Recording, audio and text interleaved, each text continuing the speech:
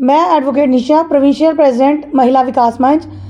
सबसे पहले आप सभी पत्रकार भाइयों का शुक्रिया अदा करती हूँ कि आप इतने शॉर्ट नोटिस में हम तक पहुँचे हैं और हमारी आवाज़ जो है वो आवाम तक आप लोग पहुँचाएंगे।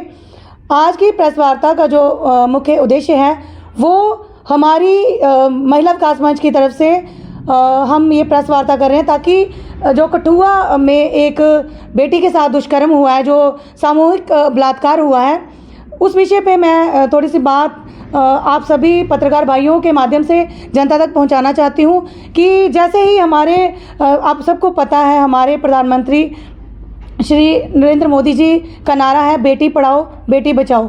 बेटियां पढ़ तो रही हैं लेकिन उनको बचाएगा कौन।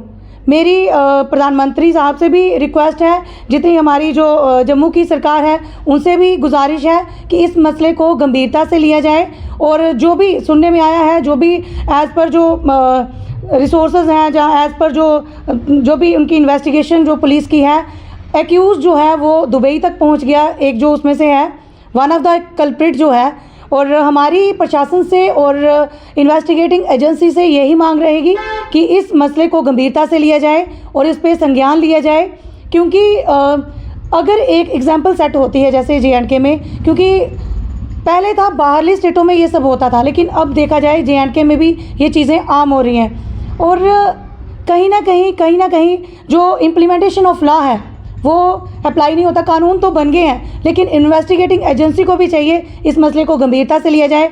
जैसे कि जो वहाँ पे जिन लोगों ने प्रदर्शन किया, मतलब इतनी नौबत क्यों आखिरकार लोग सड़कों पे आए, उसके बाद जो थोड़ी बहुत जो उनकी सुनवाई हुई, ऐसा क्यों हम कैंडल मार्च ही निकालें।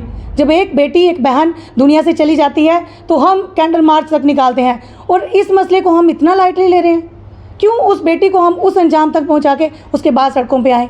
तो मेरी सबसे गुजारिश है कि इस मसले को, बेटियां सबकी सांझी होती हैं, ये एग्जाम्पल भी है, ये सब कहते हैं कि कहावत भी है कि बेटियां सबकी सांझी हैं। और आज बालिका दिवस पे है तो सबसे एक रिक्वेस्ट रहेगी कि बेटी चाहे किसी भी धर्म की हो, किसी भी जाति की हो, किसी भी रिलीजन की हो, हम सबको आगे आना चाहिए। मुझे लगता है कि इस मसले को इतनी गंभीरता से नहीं लिया गया और आपके माध्यम से मैं ये बात प्रशासन तक पहुंचाना चाहूँगी कि हम सड़कों पे उतरेंगे। अगर जो कल्प्रिट बाहर है उसको अरेस्ट नहीं किया गया, अगर इसमें स्पीडी इन्वेस्टिगेशन नहीं की गई तो इसका अंजाम जो है इसकी जिम्मेवार सरकार होगी।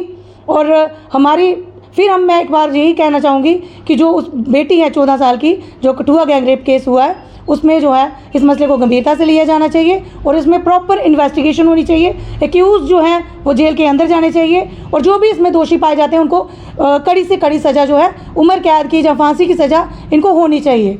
इसी के साथ जय हिंद, जय भारत।